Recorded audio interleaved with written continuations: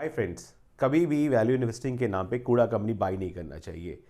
ये इन्वेस्टिंग वैसे ही हो गई जैसे मैं आपको बहुत एग्जांपल देता हूँ कि मार्केट में आप पोटैटो लाने गए और वहाँ पे फ्रेश पोटैटो 10 रुपीज़ केजी मिल रहे हैं और वहाँ सड़ा हुआ पोटैटो 6 रुपीज़ केजी मिल रहा है। तो हम लोगों को क्या करना चाहिए? हम लोगों को 10 रुपीज़ वाला पोटैटो खरीदना चाहिए और उसको यूज़ करना चाहिए।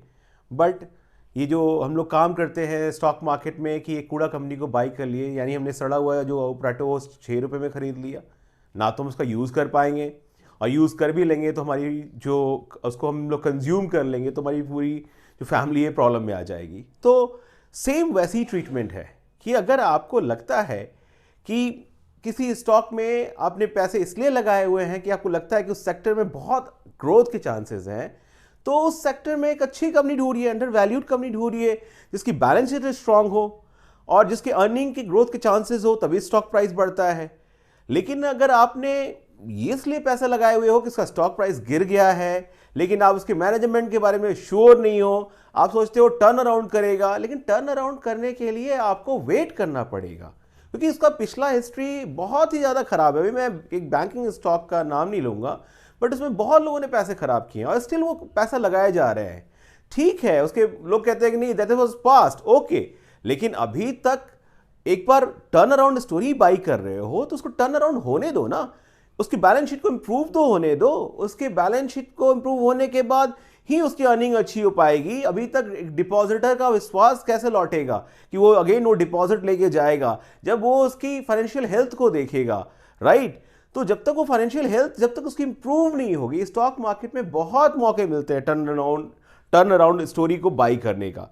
सो पेशेंस रखने का है। स्टॉक मार्केट में there is no place for hope and pray. Again एक और कंपनी है टेलीकॉम सेक्टर में। अब टेलीकॉम सेक्टर में भी आपको अगर लगता है कि ग्रोथ के अच्छे चांसेस हैं तो आप अच्छी कंपनी के साथ जाओ, हेल्दी कंपनी जिसकी बैलेंस शीट स्ट्रांग हो, जिसकी मैनेजमेंट स्ट्रांग हो, उसके साथ जाओ।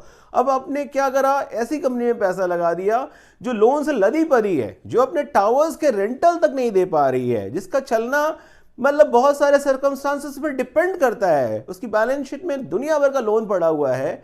और किसी कंपनी का शेयर प्राइस कब बढ़ता है? जब उस कंपनी के अर्निंग में ग्रोथ के चांसेस हो, अर्निंग चांसेस हो, मैनेजमेंट साउंड हो।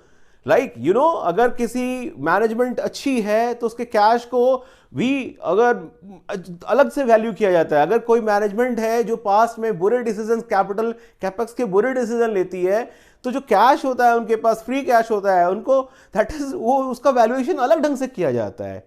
मैं कहना ये चाह रहा हूं कि आपको इन्वेस्टमेंट में ऑलवेज एक अच्छी कंपनी में पैसा लगाना चाहिए जिसका बैलेंस शीट स्ट्रांग हो, जिसका मैनेजमेंट स्ट्रांग हो, और तभी जाके अर्निंग के चांसेस बनते हैं। अगर टर्न अराउंड स्टोरी बाई ही करना है तो उसके लिए वेट करो, उसको कंपनी को शो करने दो, 2 क्वार्टर 3 क्वार्टर शो करने दो, आपको बाई करने का पूरा अपॉर्चुनिटी मिलेगा। देयर इज नो आप वो मत करो, फियर ऑफ मिसिंग आउट मत करो, आपको बहुत आराम से चांसेस मिलेगा।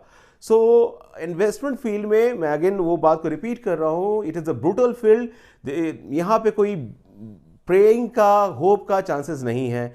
तो हमें हमेशा अच्छी कंपनी में पैसा लगाना चाहिए।